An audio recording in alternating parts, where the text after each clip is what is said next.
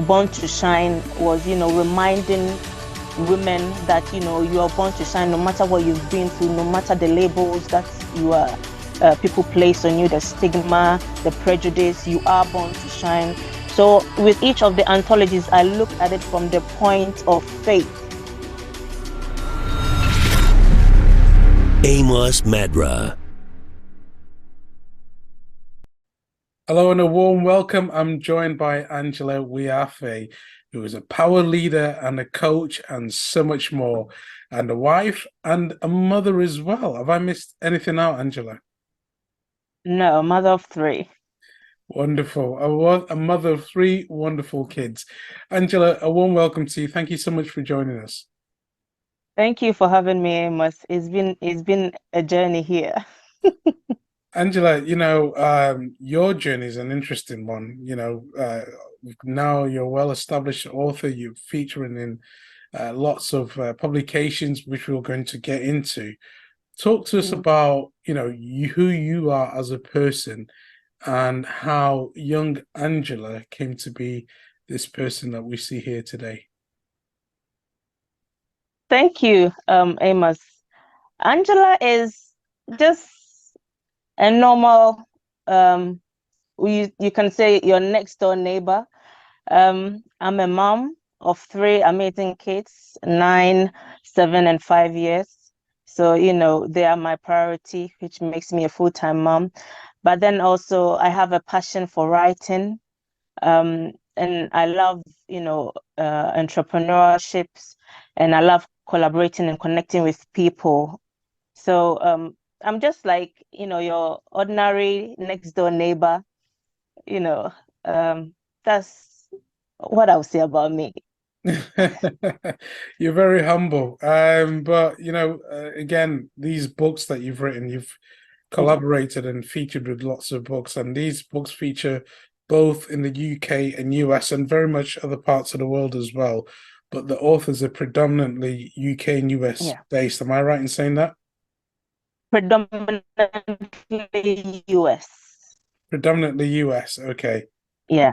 So you're one of the very few UK authors. Oh my. Ooh. So talk to us about these collaborations, anthropologies, is it that you're writing in? Yeah, the anthologies. It started, I'll say my very first published anthology here in the UK was back in 2007. And that was with Young Writers Poetry Odyssey, which was a nationwide competition within schools based here in the UK. I think it was from 12 to 18 or 19 thereabouts back in 2007. So I was one of the 4 people out of my college that got their poetries published, that won an award for, creative writing and poetry from Young Writers Company. And since that time, I would say life happened. Um, I had to, I went through the journey of life basically. And then back in 2001, I rediscovered my purpose, my passion. And I think that was around the time that we were easing off the pandemic. So, everything was moving online, and everyone was, trying to rediscover themselves basically. But for me personally, when I rediscovered myself, my faith, my identity, it was a time where God led me and told me specifically that now is the time to go back to what I would say my calling, which is to write. And Angela means messenger of God. So, it was a message that God was giving me. But then I didn't know where to start. So along the way, as I was still seeking God, he directed me to this Christian-based coaching company, which was based in the US. And from there, I met Tanya Colley, which I believe was a guest on your show. And she was my first coaching mentor, and I went through the 90-day period of writing with her. But when it was time to, publish the first draft, then again, I heard it deep within me that now is not the time to do that. And I was like, no, everyone, all the people that I went through that journey with, everyone is publishing their work. Everyone is so excited, and I'm also excited that I've gone through the 90 days, I was so excited, full of energy. But then he said no. And so he directed me with each step of the way to the people that I connected with for the anthologies. So the first anthology that I did was Modern Day Miracles Experienced by Ordinary People, which was also a #1 international bestseller in 13 categories. That was in October, October, a year ago. And from there, I did Broken Pieces to God's Masterpiece with Dr. Angela Banks, who is also based in the US. And then I did the Giving book, From My Heart to Yours, which is a book solely for raising funds for charity. So, even as I go through my journey, it's not always all about the royalties and about the sales. It's also about giving back to others, and which I'm very proud for that project that I did. I did the volume 1 back in 2022. And then I did the volume 3, which is also a #1 international bestseller back in May, around summer this year. It was released.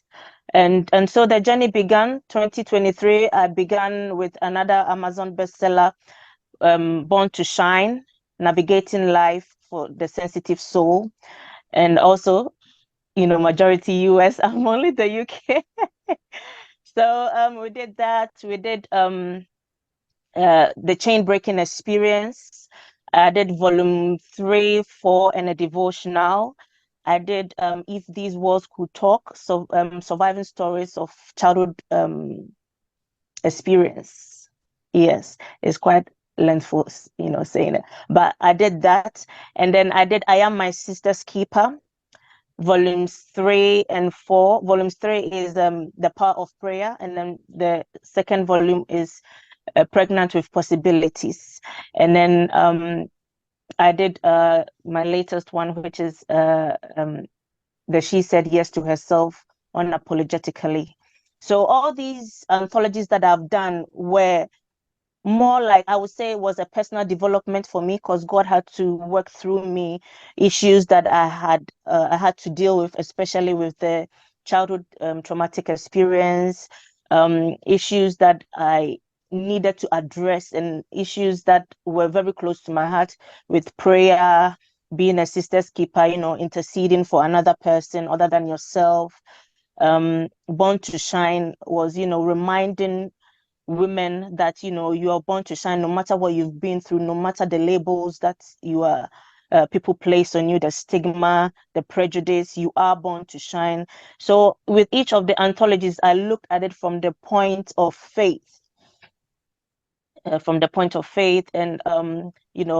doubled it with a bit of personal experiences, and encouraging people and inspiring people that they can be more.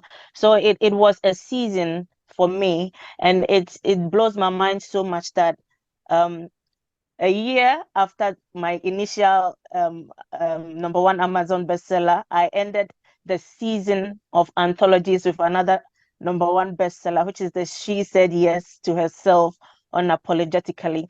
And is a collaboration with 31 women, sharing stories, empowering women, to take that bold step. My chapter was about get your foot in the door. Is your time and your turn. So, encouraging women, if you've been through any life transitions, if you've been through any traumatic experiences, or even if you're currently going through such things, get your foot in the door. Don't let your experiences hold you back. They shape you, but they are not what makes you. Get your foot in the door. Don't miss out on opportunities. And I give out tips of, how to build your capacity, how to discover your identity, build your faith, connecting with other people, stuff like that. So it's been a great and a fun journey thus far. And I'm looking forward to my solo projects, which begins this Saturday with my beta reading for Affirmed. Amazing. Wow. And that is just within the last couple of years. to think I that would you've say a done. year, just over a year. How Yeah. have you managed to fit all that in? Um, I mean, I lead with faith, and my focus has always been God first. That is my core principles is put God first, family second, and business and everything else, as my third focus. So so long as I have my priority, which is God first, so long as I'm in alignment with that, I believe strongly in his word that he gives me the grace and the strength to go through everything else, because life can be challenging and you need that pillar that supports to go through every transition in life. And is I think you probably be about the second or third person that has been asking me how I've been doing that, because it looks like 2023 almost every month I have a book launch. And but you're working with other people, so there's other factors that come in play.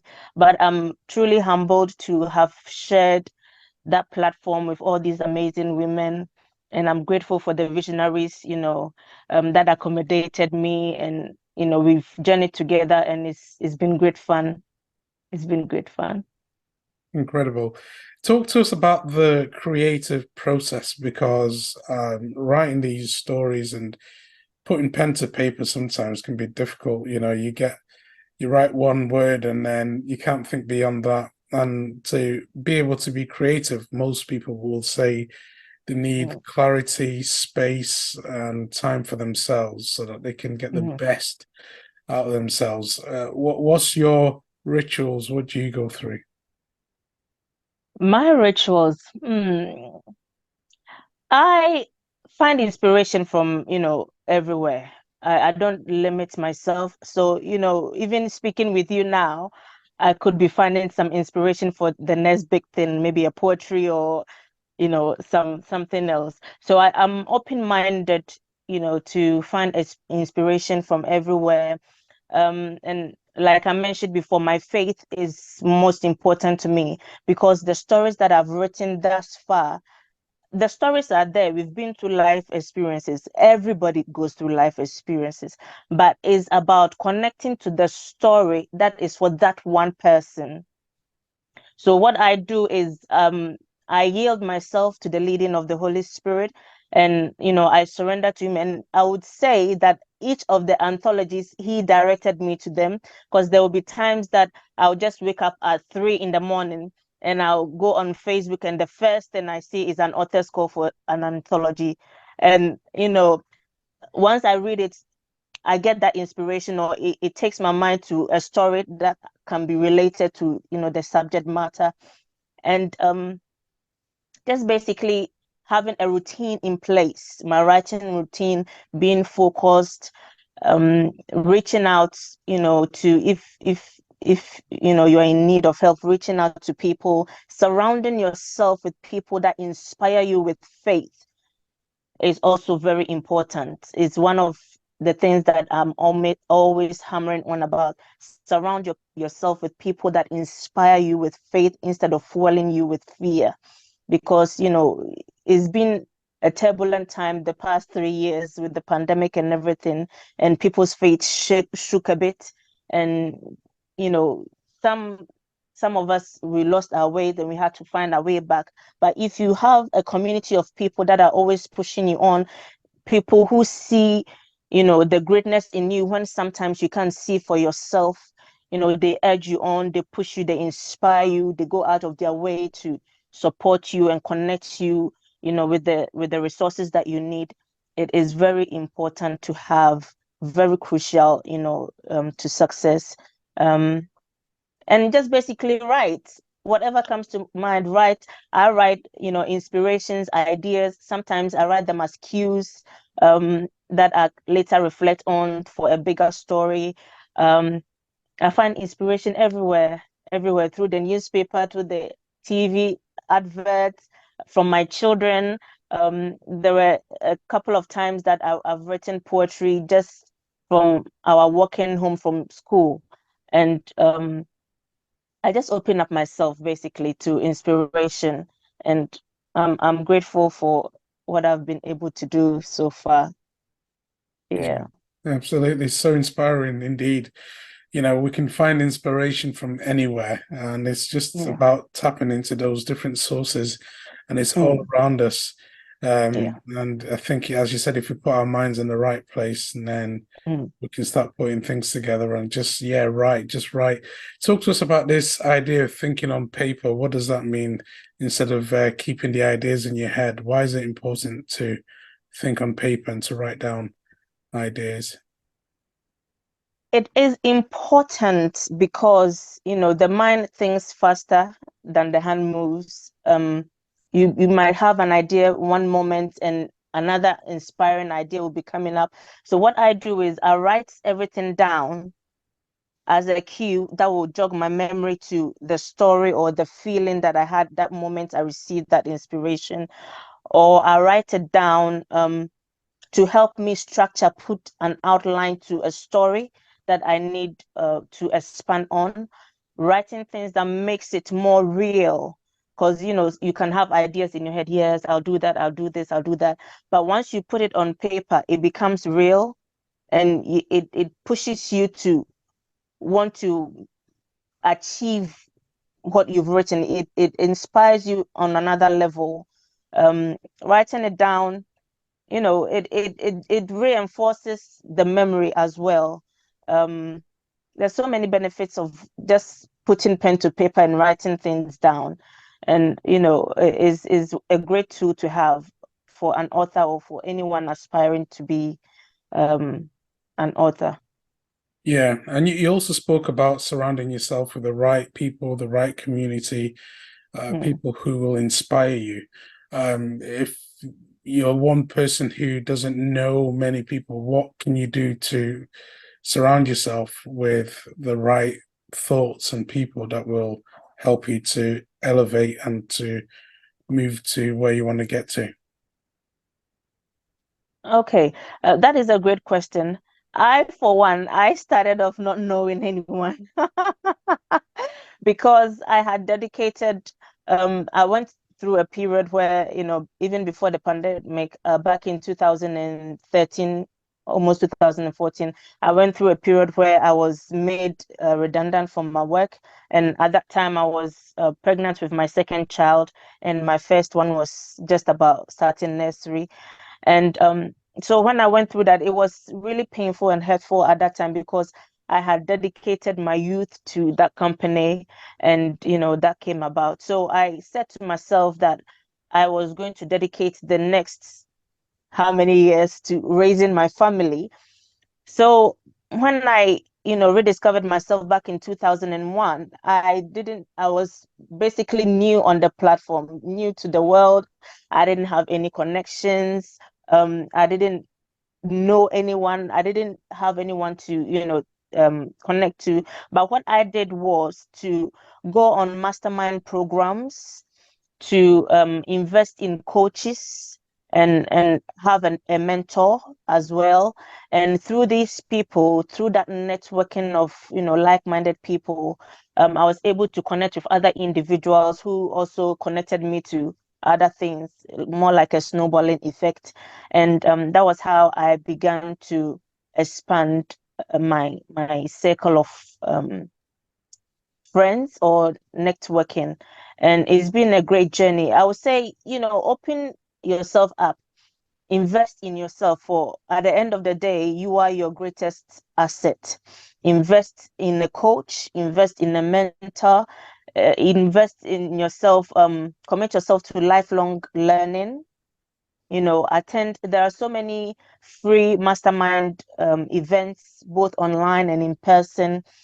Attend as many as you can with your purpose, your vision in mind. Don't just attend for attending sake, but with the vision that you have in mind, attend the relevant ones, I would say, and then build it up from there. Fantastic.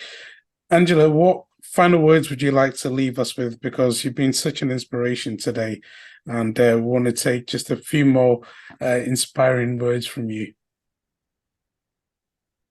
Sorry, what was the question? What final inspirational words would you leave us with? Okay, final inspiration will be you have value in yourself. Know the value that you carry. Invest in yourself. Um, Commit yourself to lifelong learning, commit yourself to progress instead of the illusion of perfection, and give yourself permission to make mistakes. Surround yourself with, people that fill you with faith, like I mentioned before. Um, and always put pen to paper. You never know when your next big idea is gonna come about. Put your pen to paper, write down your inspirations, write down your thoughts, reflect, on your day-to-day routine, set goals for yourself, have a vision for your life, and set goals to match that. And like Tanya would say, plan it, see it, and anticipate it. It's been one of my mantras over the last couple of years, and is great. Plan your work, work your plan. I like that one. Plan your work and work that plan. So Yeah. much to take away from this interview. Now, before we finish, the audience will want to connect with you and engage with your work. So, how can they reach out to you? So you can find me on Facebook, social media. You can find me on Facebook and Instagram as Angela Nefesh in Bloom. Nefesh is Nephesh, in Bloom IN-BLOOM. And on LinkedIn, you can find me as author Angela Wiafe. You can follow me up from there and learn more about the works that I've done so far, and you can connect with me on those platforms too. Angela, it's been an amazing opportunity to speak to you, and again, such an inspiration. There's so much that we can take away from this, and I think the things that stand out for me is, you can find creativity, you can find opportunities anywhere. It's all around us, and putting pen to paper is just so important. And of course, surrounding ourselves with people who will inspire us to elevate ourselves, and then of course plan it and then act on that plan. What a great way to finish. Angela, it's been an absolute pleasure. Thank you for your time. Thank you for having me. It's been amazing. Thank you. If you want some amazing inspiration, check out the videos next to me, and I'll see you right there.